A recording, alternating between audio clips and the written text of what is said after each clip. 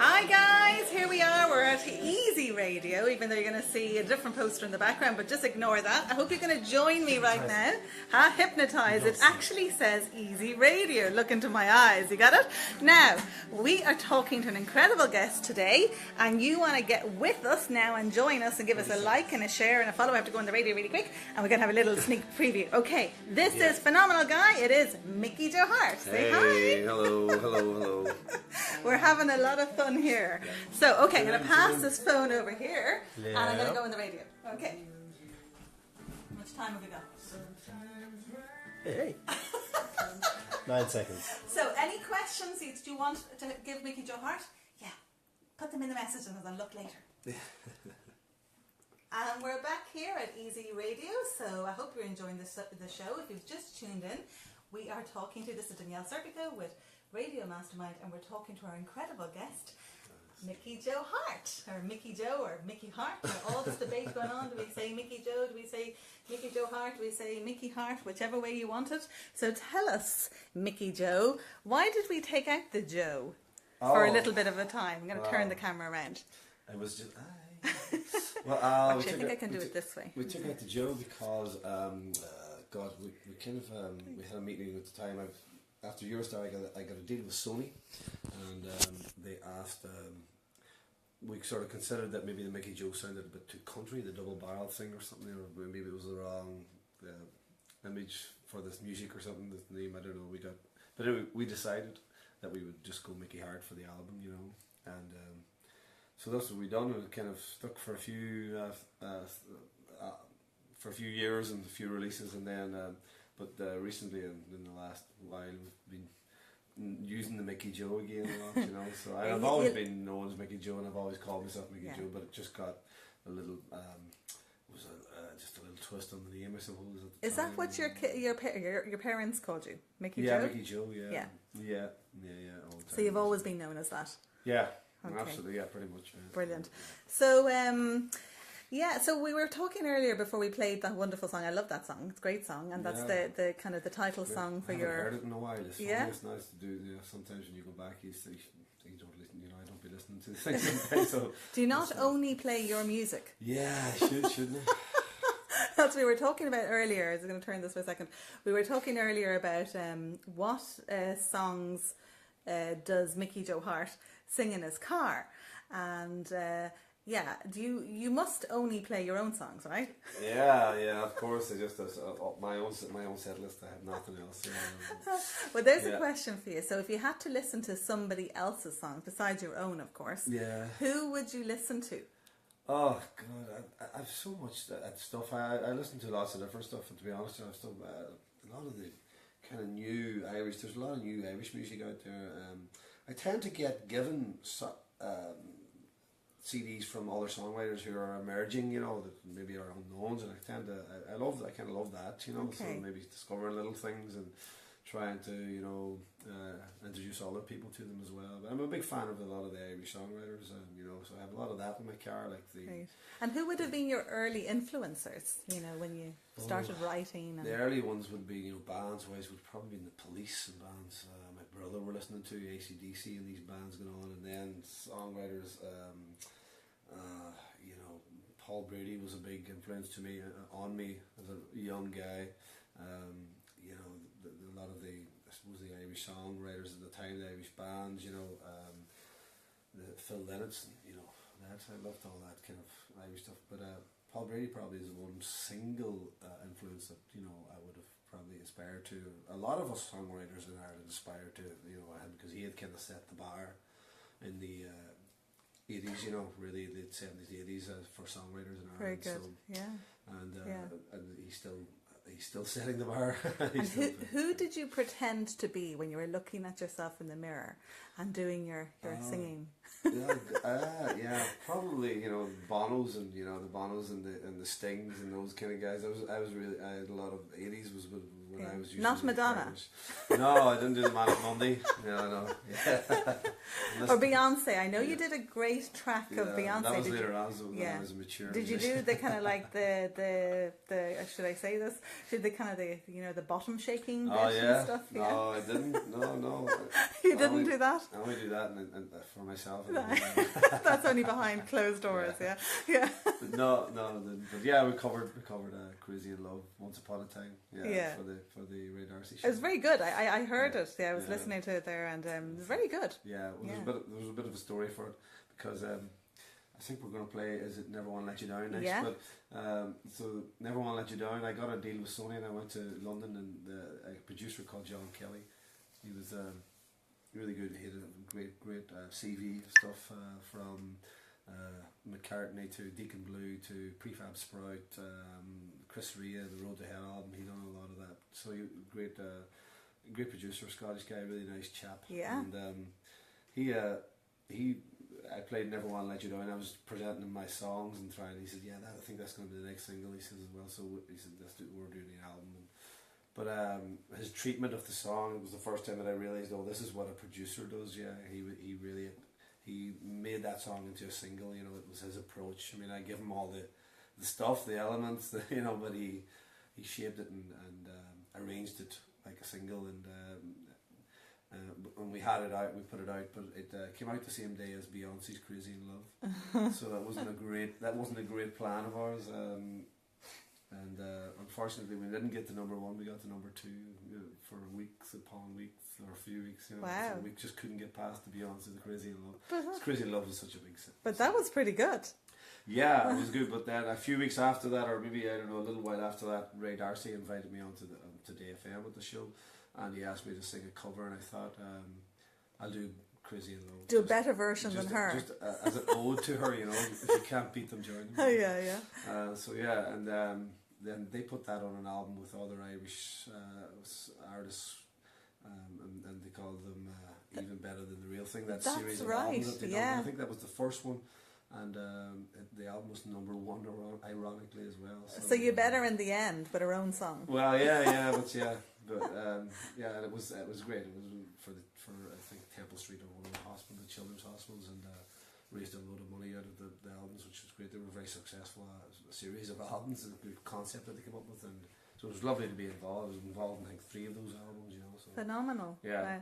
So we'll go back a little bit. So we've been talking to Mickey Joe Harte, who obviously is a wonderful singer-songwriter, and as we've covered, in case you've just tuned in now, he's best known maybe starting off for winning Eurostar and then going on to sing in the Eurovision with We've Got the World.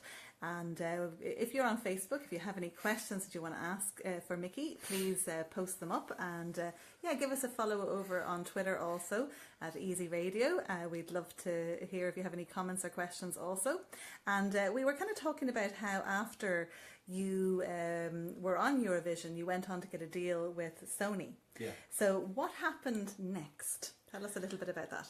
Well, I suppose they were telling you about the producer, and then we done the Sony thing, and then about a year after that, or less maybe, we decided to set up our own label, Leave Sony, which I don't know if that was the best decision I ever made, but we did it anyway. We wanted to try and maybe do the next record independently. And why did you decide you wanted to leave Sony? What was it that? There was a few different reasons. I think there was kind of financial reasons for it. We felt maybe we could control the finance out of it a bit better, and that we would be able to maybe. There was a change of personnel in Sony at the time as well, so I felt that one of the people that was kind of my champion in there had left, and I wasn't just feeling the vibe, and we kind of took a bit of advice on it. Okay. It wasn't a decision we took lightly. Yeah. We took advice on it and tried to figure out what was the best move, and we were able to get out of the deal. We left the deal, and we set up our own label, myself and my manager, and we still have the label. And we. So what's the label? It's called Swerve Music. Swerve Music. That's right. Yeah. So through Swerve, we've released all the stuff since that. Yeah. So your first album was called Sometimes Right, Sometimes Wrong. Yeah. Right. Okay. And we just heard the track song. in it. Yeah. And then you went on afterwards then to perform another album, to write another album. Yeah, we done an album, Live and Learn. After that, it was on my own label, and yes, that was just a big learning curve for me. We recorded most of it in Donegal, and we mixed it in Dublin, and so some of it actually was recorded in Sweden as well, the Donegal stuff. So we took those tracks. So it was so obviously Donegal being your home place. Yeah. You're born and bred in Donegal. Yes. Yeah. What do you love about Donegal? Easier maybe to tell you what I don't love. Well, that was my next question. Yeah. I mean, it's a very beautiful county. We're very blessed to have a lovely landscape, and especially out on the coast. I was very fortunate because I grew up in Lifford, which is a border town, with Strabane and Tyrone. But my mum was from Downings, which is right out on the coast. So I kind of the best of both worlds growing up, because we spent a lot of time, in the summer in particular, down Downings at the coast as well, over and back. So, and we still have that place, which is nice. So do you have lovely memories of your childhood there and your summers? And I had it was an amazing place. You could go up the hill and go wild for a few hours. You wouldn't get lost and go away and go exploring, and it was just a great place as a kid. And it overlooks the Atlantic, and you're looking out in Tory Island, and it's a pretty special place. It's very, very inspirational kind of place. Brilliant. So tell us, I'm going to put you on the spot now. What was the boldest thing you ever did as a young boy? Oh God, what was the boldest things? As a young boy, I remember one time we broke into a bank, inadvertently. It was an old derelict bank. Okay, I thought you were joking for a second. No, I did. It was an old one of these buildings is there, and there was a little window open, but it was one of these buildings. As your kid, you think, oh great, this will be a great place to explore and have a bit of fun. But I found a cigar in there, and we all decided we'd smoke the cigar. It was obviously there for years, and we all got horrendously sick. You all got sick, yeah. We were, from the cigar, do you think, or the diseases you got from the cigar? God only knows what we got. But we were all puked up. Wow. So. What age were you? God, I don't know. Maybe 8 or 9. And that's the boldest thing you've ever done? I don't believe it. No, well, there's probably worse ones, The ones that you don't want to tell us on radio. Yeah. Did you do charged with them? Maybe. Did you do knick-knocks? We did a load of that stuff. Yeah, absolutely. We used to have. It was good fun. I grew up right in the middle of the town. There was loads of guys around, so we had a BMX club as well. Did you do crossbar and on the handlebars? Did you sit on the handlebars? Had that. With all the gimmicks that were going at the time for we had. And stand on the spokes at the back. Yep. You'd have 3 on the bike, or 4 sometimes. You'd have one on the handlebar, one on one on the back wheels and the spokes, one sitting on the saddle, and then one sitting on the crossbar. So you could have 4 people. Yeah, absolutely. I've done that. Gone down the hill on the. We got up to. Some, how we lived. We had some eventful times. On the BMX and the BMX. It was a great community around at the time. Did you rob apples from somebody's orchard? Oh yeah. And daffodils. We used to steal daffodils, because we could sell the daffodils. Really? Yeah. I remember that. We were kind of industrious. I suppose it was a sign of the times. Because you're every penny counted. Very good. Very good. Yeah, we used to. There was a couple of big fields of daffodils, owned by obviously the people who owned the homes, the houses. The big houses with the big gardens, and we used to go and absolutely steal daffodils and sell bunches of them for 10 pence or something. I remember the fear that I would have going over a wall to steal apples. It was so bold, it was so bold, but you would feel so afterwards that you got away with it, Plogging the orchards, there's nothing like it. We're both going to be in trouble now. These neighbours are going to call and say, I was your neighbour, you robbed my apples. Mickey Joe Harte is a terrible character. He robbed my apples. There could be a few people calling him.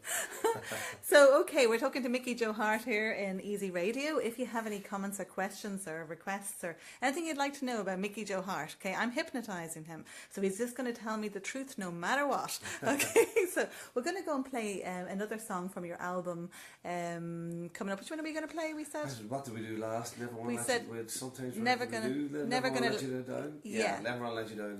This is off the Sony album of Sometimes Right, Sometimes Wrong. But this is the single that I spoke a bit about when John really turned this into a single. The producer, he made that's what a producer should do. That's not I found out that. So what did he do? Well, he opened. I used to open with the verse, just the chorus, because it was a kind of a picky thing that I sing the verse to. But then what he done was, we done this recording. I went home for a few days, came back, and he says, "Oh, listen to this," and he had taken the chorus and put the chorus in front of the, so it opens up with the chorus cards and oh, well, it's kind of clever, it was, and made it so it would kick in right away with a kind of a vibe rather than try and. So he knew what he was doing. From now, it was, yeah, he certainly had. Wow. Yeah, he did. Yeah, okay. He was very clever. Brilliant. So we'll go and listen to that, and stay tuned. We'll be back very, very soon. And we're still on Facebook. So guys, hi guys, I'm not sure who's watching. Hi Megan, hi Kevin, hi Adele, hi beautiful. If you have any questions or anything you'd like to ask Mickey Joe Harte, I'll hypnotise him, it's okay. So ask me to ask him, yeah? I say you got a million on the road stories, do you? A million on the road stories, the ones that he can tell us. Anything you'd like to know about Mickey Joe Harte, or overcoming adversity, or how he gets himself going, or how he motivates himself, how he reached success, anything like that? Come on, these are all very quiet. Okay. Yeah. I'd love to know. Maybe what do you think about are you doing a little tiny bit? I will try. I don't know my voice will say it, but I hate making excuses about it. But it really is one of those days that I'm just. Well, a little bit, a short version, we'll a very low, short, easy version. Bring the couple down. Yeah. So he's actually going to sing a song live. So hi Adele, hi Megan. Have you any questions? Somebody say something. Send me some love. Send me some love and tell me what you want Mickey Joe Harte to do next. They're all very good. They're just watching, but they're not saying anything. Right. So poor Mickey's tired. Ooh, look into my eyes. He's got look. This is his guitar. Look, inside view of his guitar. Look, wow. Is that worth a fortune? That guitar. Well, it's worth a lot to me, So. I want to ask you about that when we go back on the radio, actually. But isn't it lovely? Is it? Handmade in Northern Ireland. Oh wow! Okay, is that amazing? Oh wow, fantastic. So is that your baby? That's my baby. Yeah. This is my number one. Yeah. Okay, wow. What do you? Okay, well, I want to ask you more about it in a moment. How much time have we got left? Minute 20. Okay, so you guys, I'm not going to talk to you guys if you're not going to talk to me. Wow. Megan, Adele, 3 people are watching and they're not saying anything. So, but this will be recorded anyway, so they can. I'm going to put this. I'll put this up on podcast so, tonight, so you'll be able to hear about it. Let me see what we're going to talk about. Okay, so we're going to go on. Maybe sing a song in a minute, or anything particular that you'd like to sing, and we can talk about the background to it.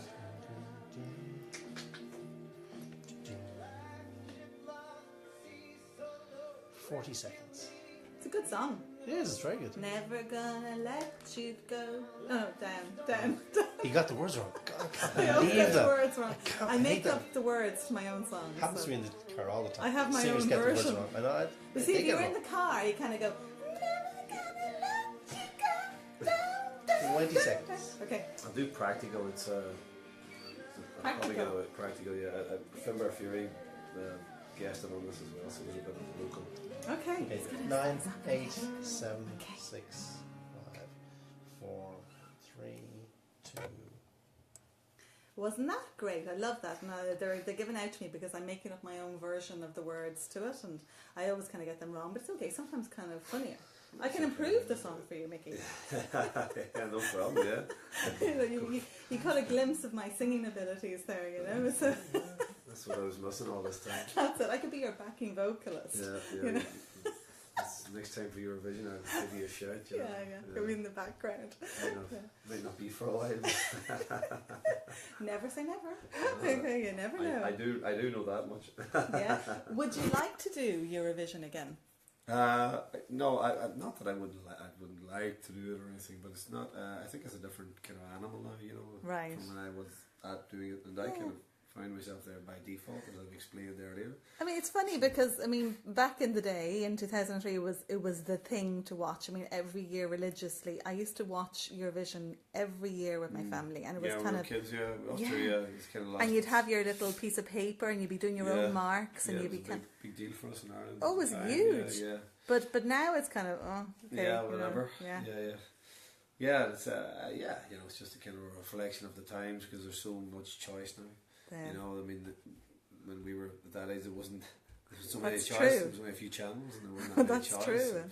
There wasn't that many, you know. So there was a big deal. The TV was really where we all congregated around. Now everybody has their own TV in their own room with their laptop, and they're congregating doing their own thing. So it's sad, isn't it? Because it was kind of a family. It was a kind of a way to congregate, even with friends. Absolutely. And my dad. You'd have a Eurovision night. My dad used to be into it as well. He would sit down. It was a big thing. He was quite good at picking the winners, or he'd get close. Normally, he had a kind of good idea. It's kind of sad. Though I did. I got my hair done a while back there when X Factor was on, and I remember in a little village there, because I'm a country girl now, from Wexford now, and it's a little village I'd never been in before, and I got my hair done, and the girl was only about 18 that did my hair, and she was running home because X Factor was on, and she was saying her whole family and all her friends would gather around, so maybe that's kind of the new thing now. Yeah, maybe so. Yeah, absolutely, and but yeah, I mean, it's just there's so much choice. It's kind of, everything's a bit diluted now. Yeah. So, Would you do it again if they asked you? Would you do Eurovision if they asked you? God, I don't know. I would. It's. I would have to really, really, really believe in the song, and have to have I'd probably, you know, have to try and have control of that in some way, in terms so that I could, you know, go out and sing it with a belief. Cause I think you'd want to write it. Yeah, well, or be involved in that process probably. But it's a. I mean, we haven't qualified in the last few years, and so even to get now, you have to go through the semi-finals, and you know. That's because they didn't have you. Well, they've sent plenty of options, and I don't know if the Eurovision has fallen out of love with Ireland or something. Maybe I don't know if we. I think we won too many times. Well, yeah, maybe, and then we sent to Turkey, so I don't think they appreciated that. That's right. Absolutely. I think they're. Yeah. You have to remember that Eurovision is like a kind of a family, you know. They have it's and they, you know, they have it's their own kind of followers, and they're very well connected to it, and those are the ones that kind of vote for it as well. They're really the ones that you need to have on side. Yeah. And you know, if you. I think they weren't so impressed with us. I would agree. Laugh at it, and it was all, you know. But I think maybe that might be. You can't blame Dustin for everything. Absolutely, don't worry, yeah. Poor old Dustin. Poor old Dustin. It's funny. It's a very, believe it or not, close knit community. The Eurovision thing, and if you are maybe seem to be disrespecting it in some way or other, then they're kind of say, "Oh, hold on," you know. Absolutely, yeah. So maybe it just was, you know. Yeah, it was a step too far. Absolutely. So, okay, Mickey Joe Harte is very kindly, even though I know we've put him on the spot and he's not feeling the best, and he's a little bit under the weather and tired, and he's trying to watch his voice because he's been gigging all around the country, and he's just come up from Dingle and Kerry and everywhere. Yeah, you lucky thing. I love Dingle. Yeah, it was lovely. I mean, any excuse to get to Dingle. That was great. Yeah, absolutely. So we had a lovely. Fermoy and Dingle and Castle Island and then Tralee. So you've been touring the country. Yeah, we've been around a bit, all right. You know, so it's, So I'm feeling it today. Good. So he's very kindly going to have a go at a song. Which song are you going to sing for us? I'll try this. This is off the most recent album, which is we recorded in the States, and this song is called Practical, and I brought it back here after, and we were figuring out singles, and I managed to get. I know Finbar Fury. We have a mutual friend, and we were listening, and Finbar suggested we would put some. I need to put some banjo on it, so we himself and a guy called Banjo Jerry O'Connor. Two of them went in one day, and it was lovely.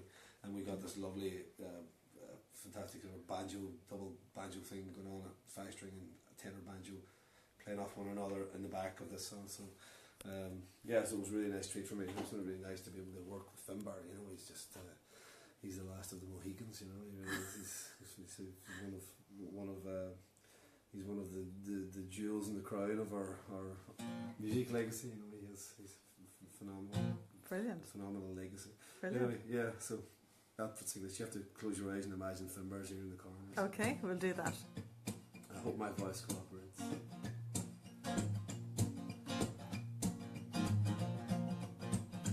I'm a practical man in a practical world. I lead a practical life.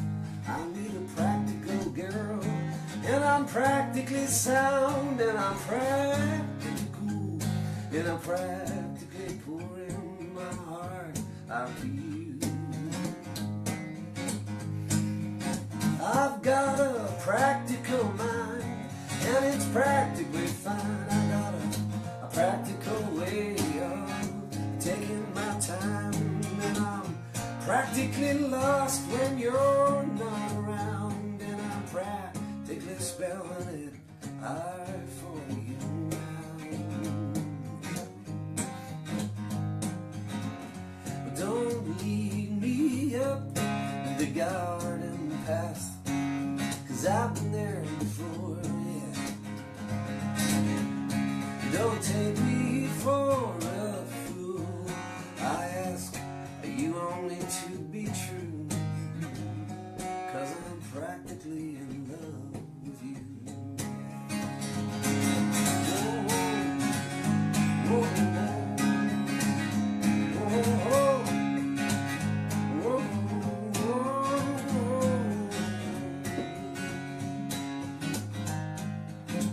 I've got a practical fear of unpractical things, and I practically still believe JD's on my wings, and I'm practically finding it hard to believe that I'm practically wearing my heart on my sleeve. Don't lead me up the garden path, 'cause I've been there before.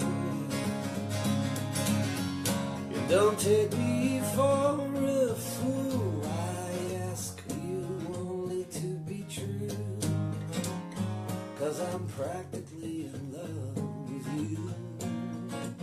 Whoa, I'm practically in love with you.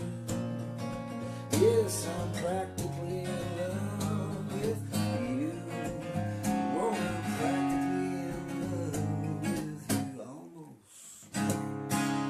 Woo! That was phenomenal. Oh, not phenomenal tonight, no, I'm sorry. I So love two that. keys down and My God, we had a live, actually private session here with Mickey Joe Harte. I'm honoured. That was incredible. Thank you. That was incredible. And actually, I've just figured out there was loads of comments coming in here on Facebook. So just apologies, guys. I didn't scroll through the comments. So there's loads of people saying hi. And we've got Megan Nolan says, can you say hello to Meg, Claire, Tasha and Carol? We are big fans of Mickey Harte. Oh, hello. So that's Megan Nolan. Thanks for having coming along and saying hello tonight. Yeah, she's sending you lots of love. And we've got Kevin, Howard, loads of people watching. Austin, MJ, Jane, Tracy, Gabber, Ronald, loads of people. Absolutely the whole world. Sarah, hi Sarah, loads of people watching. Hayder, Claudia. Hello. Oh my God, there's everybody. I hadn't scrolled. So Colette from Spain is saying hola, hola. Hola, hola. So we've just Muy heard bien. that was. ¿Cómo estás? Ah, okay. Is that your Spanish? Yeah. Yeah. What about Italian? Any Italian? No Italian? Italian, Not no. even a word? Mamma mia. Bravo, bravissimo. Very good, very good. Okay, you don't have an Italian song, no? Yeah. No, I don't actually. I could duet with you. Yeah. Then we could just ruin the airwaves forever. When the moon hits your eyes like a big pizza pie. That's amore. Yeah. Oh yeah, I used to play that all the time in my restaurants. Yeah, absolutely love. Do you like Dean Martin, the Rat Pack? Yeah, absolutely. Yeah? Those guys can sing. Oh, they can. It's such smooth voices. Yeah, The song, yeah. those guys, They're great. Absolutely. Yeah. Oh Absolutely. God, that shouldn't be coming through there. It's all beeping away. So okay, so we've loads of people. Hola, Colette. Loads of people on Facebook coming through. So I hope you're enjoying the show. We're talking to Mickey Joe Harte here, live on EasyRadio. Love you to give us a follow over on Twitter and also on Facebook. And of course, go check out Mickey Joe Harte, Harte, and he has his wonderful website, mickeyjoeharte.com. Yep. And you're on Facebook as well as Mickey Joe Harte? No, I'm on Facebook as MJ Hart. Oh, right. But on Twitter and Instagram at Mickey Joe Harte. Okay, brilliant. Facebook is MJ Hart for some reason. I don't know why. Okay. I set it up a long time ago. I can't remember. I have a friend I actually. don't know, like all that stuff has become a blur to me. MJ, it's funny. I have a friend called I do be MJ on as well. a lot. Yeah, I keep in touch a lot through Facebook and Instagram mainly, and a little bit on Twitter. I'm not so good on Twitter. So I didn't say, okay, I got to teach you Twitter. Yeah. I'm having a little Twitter issue at the minute, so I'll Okay. getting. I know somebody also that can help you if you want any social media help. Oh, right, I know a great guy that can teach you with that. Alan. Our Alan Hennessy is fabulous guy, and Okay, he I could be records doing in here. with his help, But he's that's what he is. He's a social media expert, and Compass Media. We'll give him a shout out. So he's fabulous. So if you want to learn all about Twitter and Facebook and all that social media stuff, he's the man to talk I to. need to have a coffee with that guy. He's amazing. He's amazing. You'll just love him anyway. You'll have great fun. I'd buy the coffee. He's a good guy. Tell him I'd bring him a box of After Eights. Are you going to rob our After Eights just because you're an apple robber? Yeah. I'm a bank robber. Will we give him a box of I'm apple? a bank Hey, robber. These for me. Hey, what about my After Eights? Okay, look. These ones, he took them off my stash. Oh, it says here, look, That's here, my these stash. are only for the guests. Oh, sorry, Daniel. Sorry, you can't, don't even give one to anybody else, says here. So. You can have that one, and I'll have these ones. That's Okay. very nice. I'm really great. I'll tell you what, I'll keep these and I'll have these with my dinner on Christmas Day. Is that okay? Yeah, I promise. that's okay. These will be at the Hart table. Okay. Do you like After Eights? I love them. Yeah? Absolutely, yeah. Mint and chocolate are good for you? Yes. Yeah? Perfect. What's your favourite chocolate? Believe it or not, fries. Yeah. Fries? Fries, yeah. Followed by a Bounty. Yeah. Okay. Yeah. Coconut? Yeah, my dad used to eat fries, the chocolate, the dark chocolate one, all the time, so that's one of my favourite, still. Okay. So After Eights are good because they're dark chocolate. Yeah, because they're similar. Similar. That has to be a year's supply, doesn't it? A day supply in my house. Yeah, a cup of tea and half a packet of After Eights sounds good. Yeah. So will you be having the traditional Christmas dinner, all the works? Yeah, absolutely, I love it. Love doing all that. Yeah, I love Christmas and love that part of it. Yeah, so I'll I don't mind cooking a bit. My son's pretty good cook as well, and so we'll all chip in a bit. What age are your kids? Oh God, 26, 22, 13 and 12. Okay, wow. So you have a full house. Full house. Yeah. What's going on? Megan Nolan, on another one as well. Megan Nolan's on this one as well. Sorry, we're talking about Facebook. Our Facebook Live is going wild at the same time, so we're multitasking here. So okay, what do we do? Will we play a song and we'll look through the Twitter feed and the Facebook feed, and if you have any questions or comments for the wonderful Mickey Joe Harte, get tweeting us, get messaging us right now, and we'll be back very, very soon. And okay, just going to look through this. We're still on Facebook, so I'll turn it to me for a minute. That was I'm totally bored, honestly. no, you were incredible. Do you feel like doing one more? I might chance. There's one in my head that I might be able to get through. Perfect. Okay. Any questions or thoughts that you'd like? I'm just going to put it down here and rest it for a moment, and give Mickey a break from camera. But we're talking to Mickey Joe Harte. You probably know of him from Eurovision, and We've Got the World, and he's some great tracks. We'll be playing his most recent album very, very soon as well. And if you have any question on how he reached success, what he did inside his mind, all that kind of stuff, we'd love to hear from you. And message us. You can message. You're all watching and not saying anything. They're all lurking. They're all just lurking. And I feel like I'm being watched, but nobody's actually... Give me some love, Colette. I I need some love. Hi, Amanda. Hi, Agbelly. How you doing? Gina, Colette, Natalie. Who else we got? John. Any thoughts, questions, comments? Okay, you're just watching and you're not saying them. Okay. Probably. Okay, I'm going to look through what we're going to do next. Probably 12. One we done for the gathering, you know, a few years ago. So the last 2 ones I wrote with him. That was one for the Irish team as well. I might even tell a really bad joke. What do you think? Superhero. Yeah. Very soon. He's great. We had good fun with him, you know. So I put it in this way or this way? No, that way, yeah. Yeah. Yeah, it's like it is supposed to be fine, you know. Fair enough. Very cool. So we went with 12, yeah? How do we take that off? I don't know what I did just there. You can burn that all.